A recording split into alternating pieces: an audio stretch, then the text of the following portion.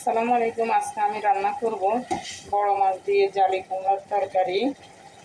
এখন আমি মশলার সাথে মাছ দিয়ে সব কষিয়ে নিতেছি। কষানি আমার শেষ। এখন দিয়ে দিতেছি জালি কুমড়াগুলো।